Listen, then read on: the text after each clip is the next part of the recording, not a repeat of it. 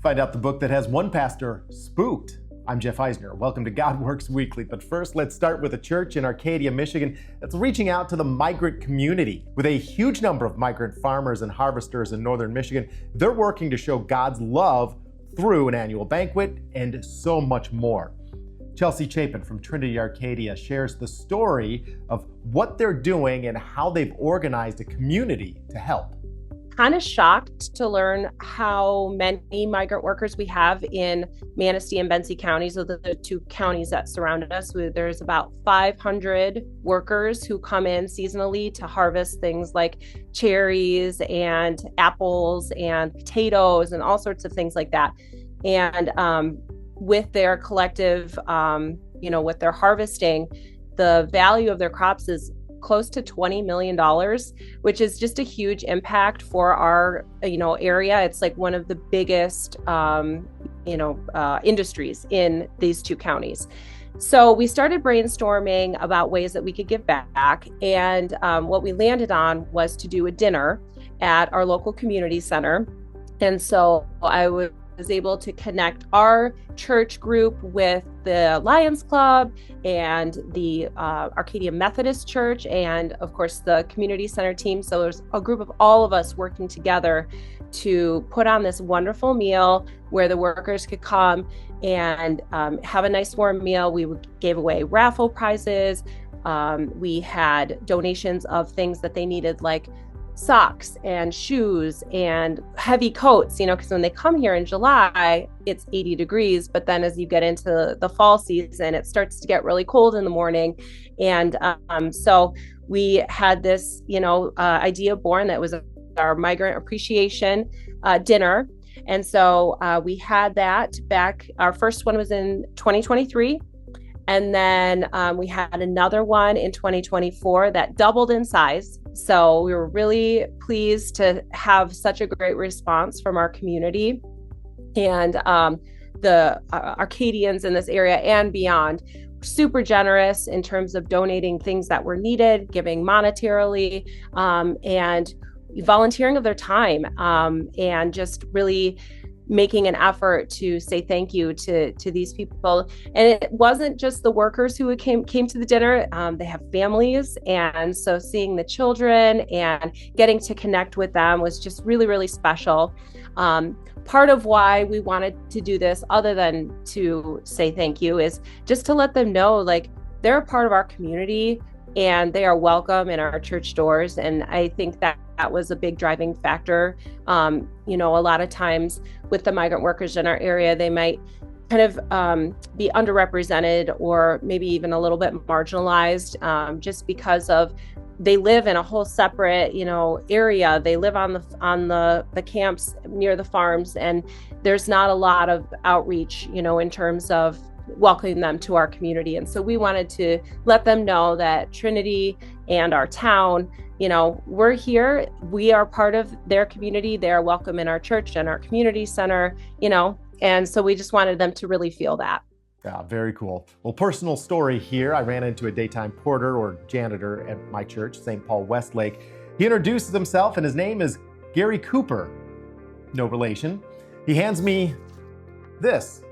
It's Bible emergency numbers. It's full of encouraging Bible verses to help when you're feeling stressed, worried, bitter, lacking faith, and many more emotions. I want to tell you, I loved it, and thank you, Gary. We've got it on Concordia Market right now, and we'll also share a link in the show notes so that you can check it out. Going inside Concordia Market, and we're joined right now by Rick Wolfram. And Rick, you've got a book right now that's on the market and soon to be a couple more. Mission Remember is the one that we're talking about right now. This is part one of the 3-part trilogy. So Rick, tell us what it's all about. It's all about trying to provide something for teens to read, especially teen boys. And so while that's the target audience, like a 16-year-old boy, it's still a good book for anybody to read. And people that have read it, especially my peers, think it's a pretty good book anyway. So to have them have something to read, because if you look in the market, there's not a lot out there. Although now recently, Ted Decker's put out several new books, which is great. to have Christian influence in these boys' lives, I think is important. So that's the motivator. I feel like God called me to do this. I have stories, so I'm trying to integrate them from my military career and otherwise into the writing. And if you read number 1, Mission Remember, you see that. When you read number 2, which is called Mission Rising, there's even more. And you're busy right now working on that second book, right? That's correct. It flows from the first one, which is Jake remembering that he's God's through baptism and faith. And his mission is to share that within his peer group. And so now we're really playing that out and see how that happens with bullies at school. And we're in Alaska now toward the end of the second one, and we're going to have some fun with that. Time for What You Reading, and we're talking with Scott Geiger from Cornerstone in Indiana, and he's got a book that is leaving him and his family a little bit spooked. I have just finished The Anxious Generation. The author is Jonathan Haidt, who I've appreciated from another book called The Righteous Mind. How'd you do with that? I despise it because it's so, to me, it's such a wake-up call. My kids are all now past the age that he's talking about. So my wife and I have multiple times said, oh, man, do we mess our kids up? Do we let them have social media too early? Did we, whatever?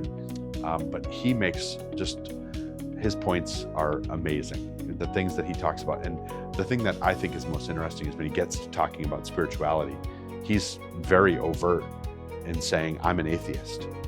And so it's not that he's writing from this bias that I would have.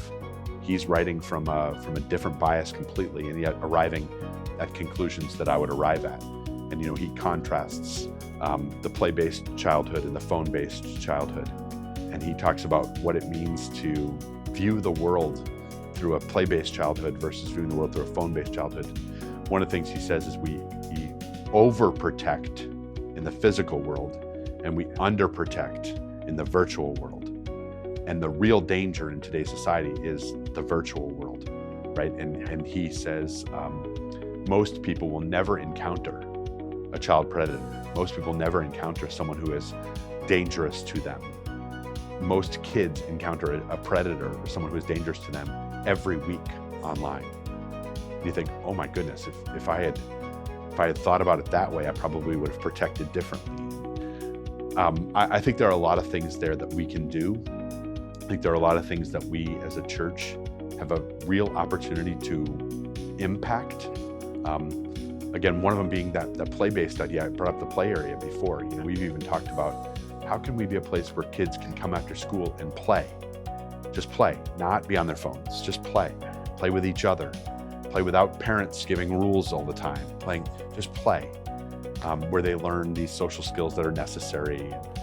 So you asked me, that's one it's forefront of my mind. I thought it was a pretty impactful read.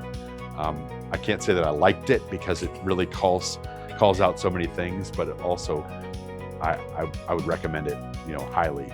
Scott, thanks so much. We'll definitely check it out. Don't forget, give us a like or share, and we'll have links to everything that we've covered in the show notes, so check those out. Also, send us your story ideas about the cool things that are happening at your church or in your community. Thanks for watching God Works Weekly.